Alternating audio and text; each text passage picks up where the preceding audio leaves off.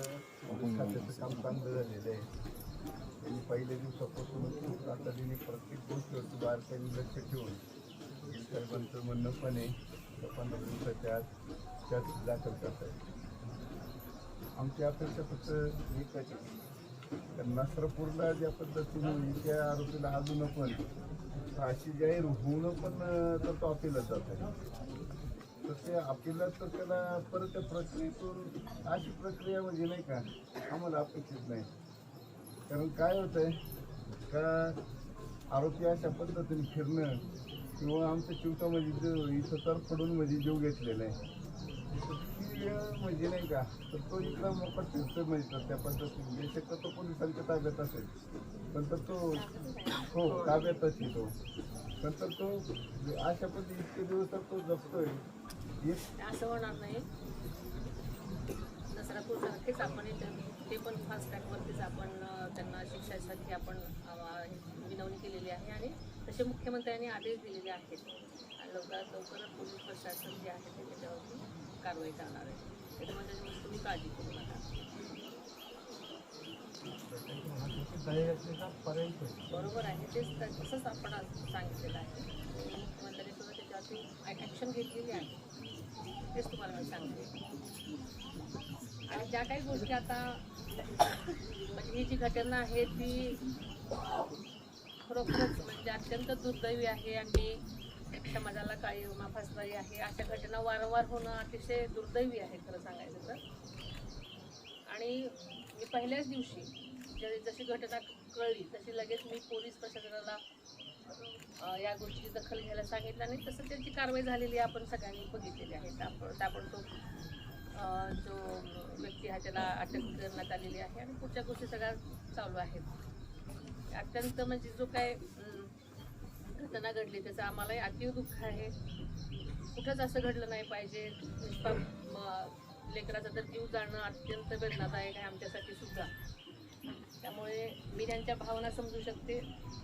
आता या ठिकाणी ज्या त्यांच्या मागण्या आहेत घरकुलाची मागणी आहे तर आम्ही शबरी घरकुल योजनेमधून त्यांना त्याच्यासाठी तरतूद केलेली आहे.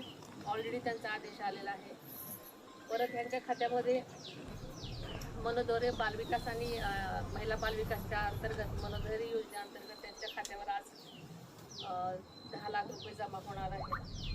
आमच्या पक्षाने सुद्धा काही जाहीर केलेले आहेत. त्याची मदत होणार आहे.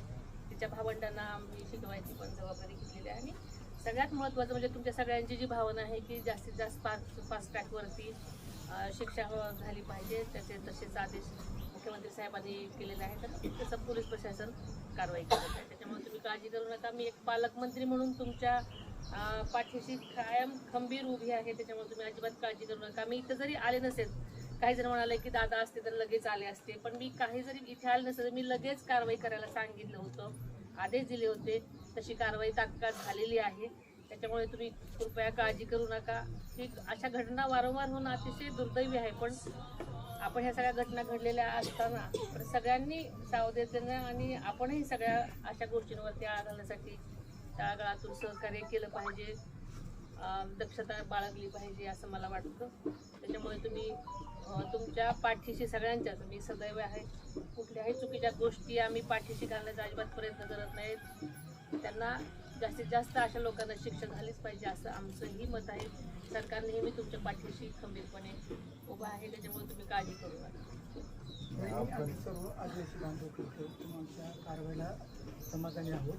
ते आदिवासी कुटुंब आहे. अत्यंत समाज आदिवासी समाज ठाकर समाज ही सगळ्या कुटुंबासाठी दादाने ज्या पद्धतीने केलं त्या पद्धतीने खरं तुम्ही केलं 10 लाख रुपये आणि 5 लाख रुपये एखादं लेकरू व्यवसाय नाही शासन 25 लाखाची मदत आमचं म्हणणं कसं आहे कुटुंबाचं मोलमजुरी करणार कुटुंब हातावर शासनाने 50 लाख आम्ही तसं तुमच्या मागण्या ज्या काय आहेत त्या आम्ही मुख्यमंत्र्यांपर्यंत पोहोचू. आम्ही कुठल्याही योजनेमधून काय ज्या गोष्टी करता येण्यासाठी असतील त्यासाठी नक्की प्रयत्न.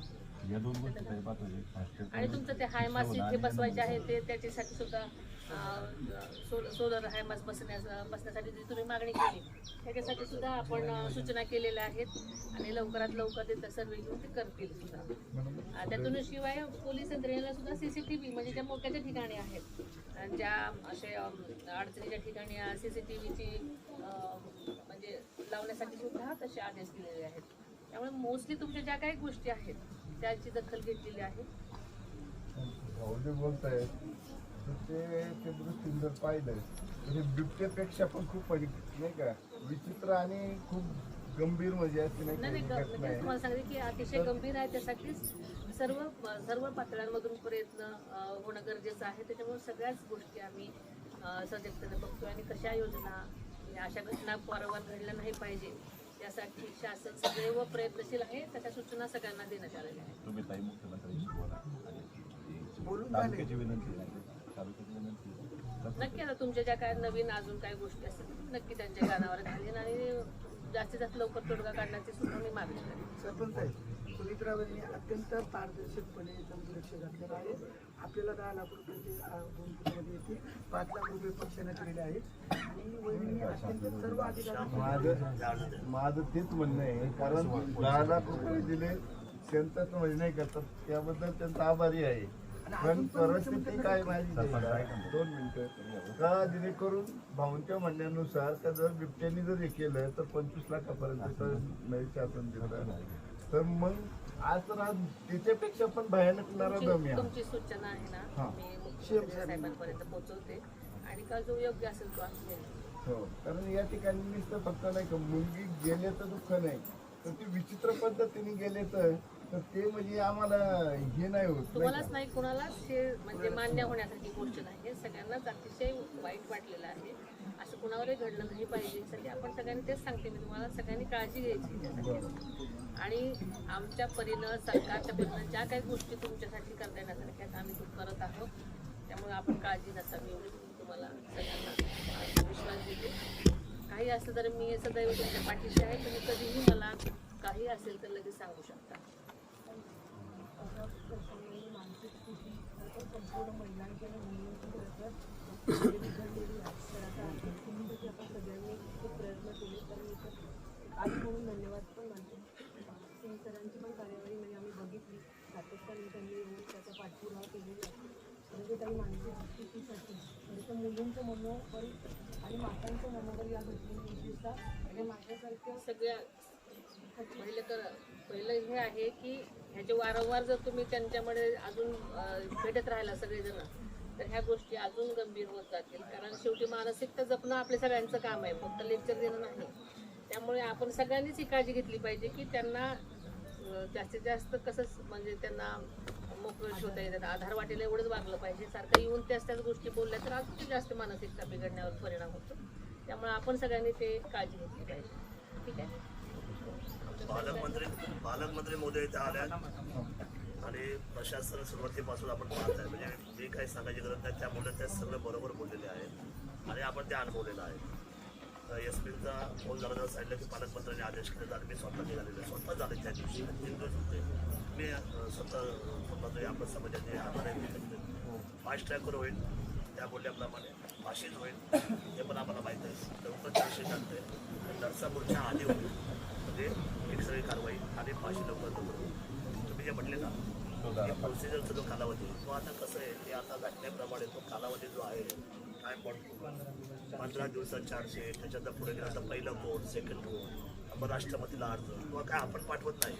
हे जी माहिती आहे प्रशासनाची ती बाजू असते.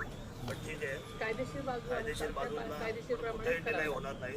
मॅडम म्हटलं ते बरोबर आहे आणि मी आपल्या सर्वांच्या वतीने त्या खूप संवेदनशील आहेत. मी धन्यवाद व्यक्त करतो. अधिक सगळे म्हणून